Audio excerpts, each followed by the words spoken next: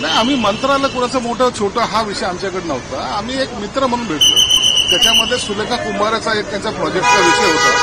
त्या विषयासाठी त्यांना काही अधिकार द्यायचे होते आणि म्हणून आता मुख्यमंत्र्यांशी सुद्धा आम्ही पुढच्या आठवड्यामध्ये बावनकुळे साहेब आणि मी आम्ही चर्चा करणार आहोत आणि तो ड्रॅगन पॅलेसचा जो काही तो विषय आहे सुलेखा कुंभारेचा तो सुद्धा मार्गी लावायचा.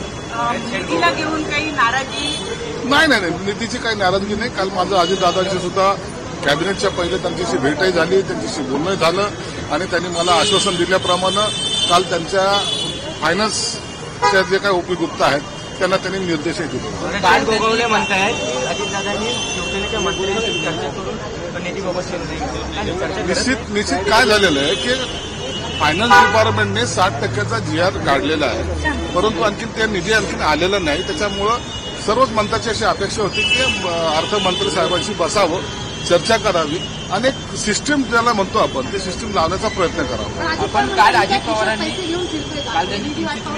नाही अजित दादा ते बोलले असेल, मिश्किलपणे बोलले असेल, परंतु आमची त्यांची 1 to 1 चर्चा झालेली आहे. आता सध्याला आमचे कोणतेही वाद नाहीत आणि जेव्हा एकमेकांशी संवाद होतो त्यावेळेला ह्या वादाला अर्थ राहत नाही. शिक्षक साहेब, प्रभाग रचनेचा एकंदरीत संपूर्ण पत्र निवडणूक आयोगाने काढलेला आहे. जेसीटी कशी परिस्थिती देण्यात आली नाही ठेवली असेल तर ठीक आहे ना. निवडणूक ह्या निवडणुका असतात. निवडणूक आयोगाने तो निर्णय घ्यायचा असता. वार्डची जेव्हा पुनर्रचना होते त्या टायमाला हे सर्व अधिकार हे आयुक्तांना असतात आणि इलेक्शन कमिशनरच्या अधिकाऱ्यांना असतात. त्यांनी प्रभाग कसा ठेवायचा, कसा निवडायचा, कोणत्या बाउंड्री असल्या पाहिजेत या संदर्भामध्ये निर्णय घेण्याचा अधिकार हा त्यांना असतो आणि ती माहिती त्यांनी निवडणूक आयोगाकडे द्यायची असते आणि निवडणूक आयोग त्याच्यावर शिक्कामोर्तब करतो. मागचे 25 वर्ष शिवसेना दलील सातत्याने गेले 3-4 दिवस तुमच्यावर आरोप करतात वेगवेगळ्या मुद्द्यांना घेऊन आणि ते वेगवेगळ्या लोकांकडे बैठकांसाठी सुद्धा जाऊ द्या. त्याच्याबद्दल मला बोलायचं नाही.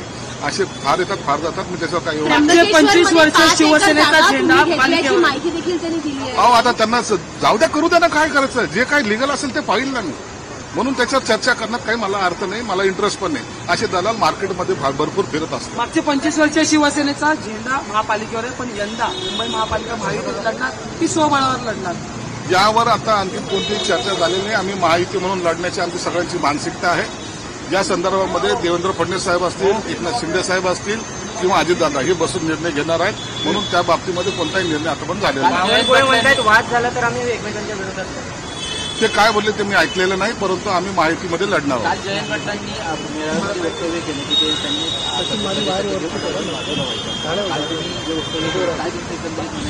जयंत पाटील अनेक महिन्यापासून किंवा वर्षापासून नाराज आहेत असं एकंदरीत दिसतंय. त्यांच्या पक्षामध्ये त्यांची काही कोंडी होत असेल तर त्याची कल्पना नाही, परंतु जयंत पाटलाचं मन तिथं रमत नाही हे वस्तुस्थिती आहे. सहभागी होण्याच्या संदर्भात काही चर्चा झालेली नाही, हे वरिष्ठ पातळीवर चर्चा होतात याबद्दलची माहिती मला नाही. संजय राठोड यांच्या खात्यांतर्गत बदल्या झालेल्या आहेत, त्याच्यामध्ये मोठ्या प्रमाणात अनियमितता आणि नाही या संदर्भात मला माहिती नाही त्यांच्या खात्यात काय झालं. नाशिकच्या जागी खरेदीबद्दल काय सत्य? अहो तुम्हाला काय पडलंय त्याच्याशी एकदा होऊ द्या ना. त्याचं होऊ द्या. तुम्ही NDTV वाल्यांनी जे काही मोहीम ठेवली ना ती मला आम्हाला कळतंय. तुम्हाला जी काही प्रॅक्टिस करायची नाही मीडिया ट्रायल ते तुम्ही करत बसा ना. मी तुम्हाला ऑब्जेक्शन कुठे घेतलंय. म्हणून तुम्ही तुमचं काम करत राहा. जे काही जेव्हा तोंडावर पडेल ना त्या टायमाला सांगेल मी.